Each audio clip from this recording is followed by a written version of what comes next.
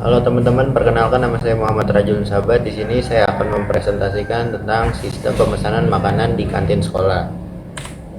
Sini ada deskripsi singkatnya. Jadi tujuannya itu untuk sistem pemesanan makanan ini buat kantin sekolah yang memungkinkan siswa atau pelanggan memesan makanan melalui antarmuka, web atau mobile. Kasir memverifikasi dan menerima pesanan, koki menerima instruksi masukan, dan pembayaran via integrasi ke sistem pembayaran online.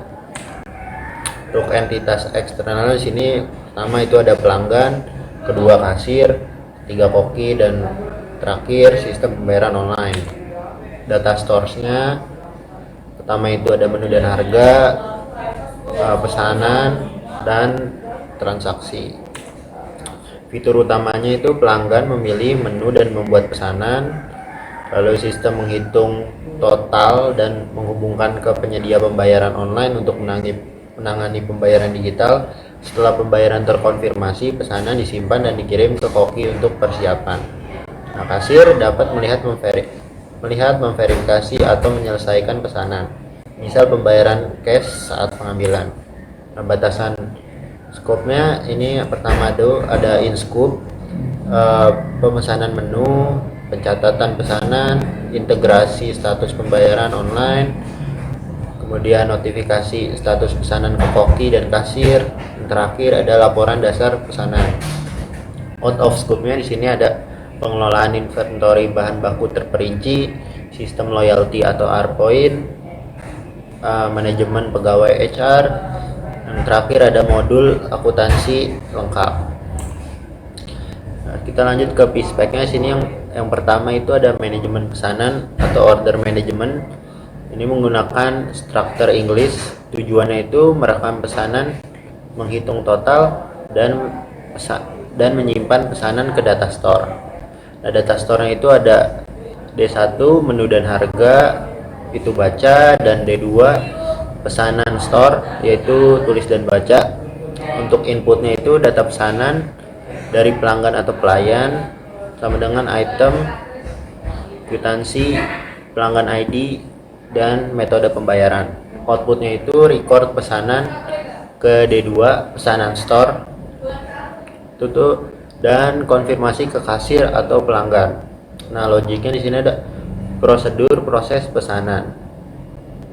Get data pesanan dari pelanggan atau pelayan, set total akhir to 0. For each item di data pesanan, do baca item info dari D1 where item ID sama dengan item ID.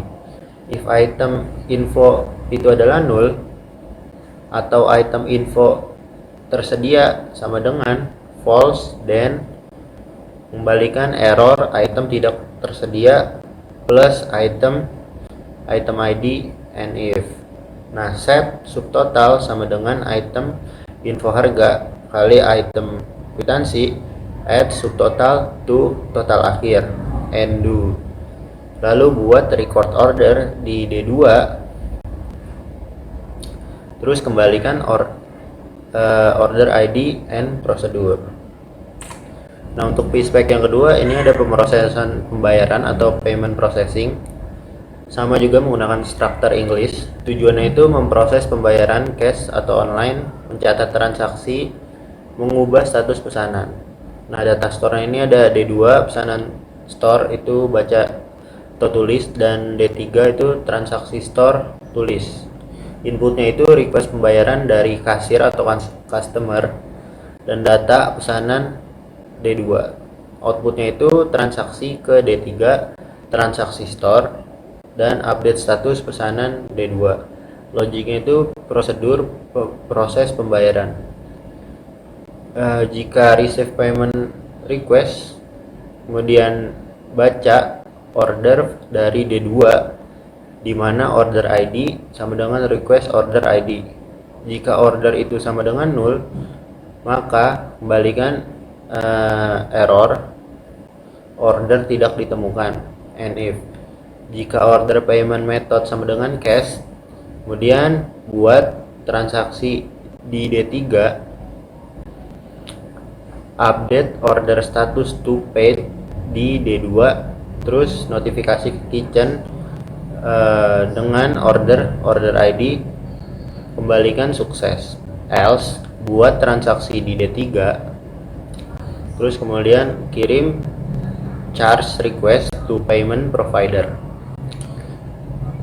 Jika provider respon itu sukses, then update transaksi status to sukses di D3, terus update order status to pay di D2, terus notifikasi ke kitchen, kembalikan sukses. Else update transaksi status to fail di D3, maka kembalikan error pembayaran gagal. Lalu if. Selanjutnya, if receive payment callback, then cari trans itu di D3 di mana provider ref sama dengan provider ref, lalu update trans status to status di D3. Jika status sama dengan sukses, kemudian update D2 trans order ID status to paid, lalu notifikasi kitchen, lalu if dan end procedure. Lalu ada pispec ketiga, sini ada pemenuhan dapur atau kitchen fulfillment, sama menggunakan struktur English. Tujuannya itu menerima pesanan yang sudah bayar, memasak, menandai siap, dan menutup ketika diambil. Data store-nya itu ada D2 pesanan store, baca atau tulis. D1 menu dan harga, baca. Inputnya itu notifikasi pesanan dari P2.0 dan data pesanan D2. Outputnya itu update status pesanan D2 dan notifikasi siap ke pelanggan atau kasir. Buat logiknya sini ada prosedur pemenuhan dapur. Untuk ambil antrian sini ada for each order di D2 di mana order 1 sama dengan paid. Do update order status to preparing di D2. If jika cek ketersediaan bahan order item sama dengan false, kemudian update order issue sama dengan stock shortage di D2, terus notifikasi ke kasir kekurangan bahan. For order ID, continue and if. Nah, setelah memasak, dimana cooking finish selesai, for order ID, kemudian update order status jadi ready di D2, terus notifikasi ke pelanggan atau kasir pesanan siap, and when and do. Untuk pengambilan, if receive pick up request, kemudian baca order dari D2 di mana order ID sama dengan request order ID. Jika order status itu sama dengan ready, kemudian kembalikan error belum siap, and if. Terus update order status to collect di D2, return sukses, and if and procedure.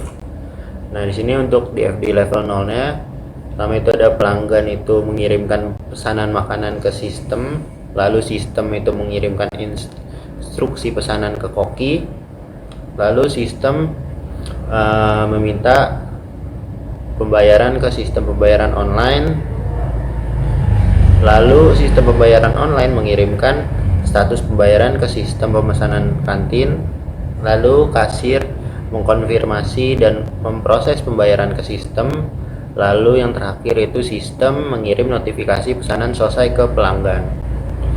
Itu untuk DFD level 0-nya.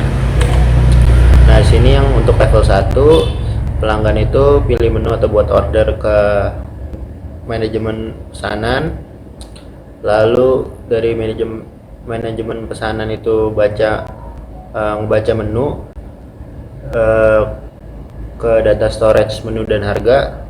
Nah, setelah itu manajemen pesanan itu request payment online ke pemrosesan pembayaran, lalu dari pemrosesan pembayaran mengirimkan request ke sistem pembayaran online. dari sistem pembayaran online itu dia mengirimkan cek status ke pemrosesan pembayaran, lalu dari pemrosesan pembayaran itu mengirimkan simpanan transaksi itu ke data store pembayaran. Lalu dari pemrosesan pembayaran itu mengirimkan update status pesanan ke data store pesanan, dan kasir ini dia tuh ngelihat atau update status ke manajemen pesanan, lalu dari manajemen pesanan itu menulis order ke data store pesanan. Nah, selanjutnya dari data store itu ngasih order untuk diproses ke pemenuhan dapur, lalu dari pemenuhan dapur itu dia mengirim instruksi ke instruksi masak ke koki. Nah, di sini ada IRD-nya. IRD-nya itu ada untuk entitas pelanggan, itu ada atributnya, itu ada pelanggan ID sebagai premier key, terus ada nama dan kontak. Kasir itu lalu entitas kasir itu memiliki atribut kasir ID dengan premier key itu kasir ID tadi, lalu nama kasir. Selanjutnya itu ada entitas menu dengan atribut itu dia ada item ID sebagai premier key, lalu nama item, harga, dan tersedia. Terus ada entitas dari pesanan itu dia punya atribut order ID sebagai primary key, lalu ada sini ada foreign key pelanggan ID dari entitas pelanggan, dan ada foreign key kasir ID dari entitas kasir. Lalu ada tanggal pesan, total akhir, status pesanan, payment method. Lalu ada entitas dari detail pesanan, sini punya atribut detail ID sebagai primary key, lalu ada foreign key dari order ID yaitu dari entitas pesanan, lalu ada foreign key item ID dari entitas menu, lalu ada kwitansi dan subtotal. Lalu yang terakhirnya ada transaksi ya, entitas transaksi ini atributnya itu ada trans ID sebagai primary key, lalu ada foreign key order ID dari entitas pesanan, terus ada jumlah, metode, dan status transaksi. Nah, lanjutnya ini ada IRD yang kedua, itu ada pelanggan ya. Di sini pelanggan itu dia memiliki pesanan, lalu dari pesanan itu dia menyimpan ke detail pesanan, lalu detail pesanan itu menyimpan menu juga, dan dari pesanan juga ditangani kasir, dan ada juga transaksi di situ. Oke, segitu saja. Mungkin selanjutnya kita akan ke sesi Q&A. Silakan yang ingin bertanya. Perkenalkan, saya Rehan Ekarianto Robot. Di sini saya ingin bertanya Mas Sahabat, bagaimana alur pembayaran online pada diagram? Terima kasih. Oke, terima kasih untuk pertanyaannya. Kita lanjut ke pertanyaan keduanya dulu. Perkenalkan, nama saya Arfa Revanza Efriwan Pisono. Saya mau bertanya kepada sahabat, bagaimana sih sistem ini menangani pembatalan atau pengembalian dana? Terima kasih, sekian pertanyaan dari saya. Oke, terima kasih untuk pertanyaannya juga. Oke, yang pertama itu kan pertanyaannya itu bagaimana alur pembayaran online pada diagramnya. Jadi itu sistem mengirim request payment ke sistem pembayaran online, lalu sistem status merespon apakah ini sukses atau fail. Nah, terus pemrosesan pembayaran menyimpan transaksi dan mengupdate status pesanan. Nah, jika sukses, instruksi dikirim ke dapur dan notifikasi ke pelanggan. Nah, kalau gagal, sistem itu mengupdate status menjadi gagal. Nah, pelanggan diberi pilihan retry mengganti metode pembayaran atau memilih bayar langsung ke kasir. Nah, itu untuk tadi pertanyaan yang pertama.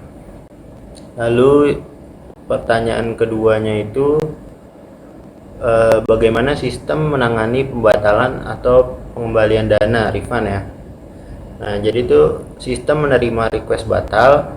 Nah, dia itu memeriksa statusnya dulu, apakah sudah diproses oleh dapur atau belum. Nah, kalau belum diproses nih, dia bisa lakukan pembatalan atau refund. Nah, kalau misalnya udah, itu nggak bisa di refund.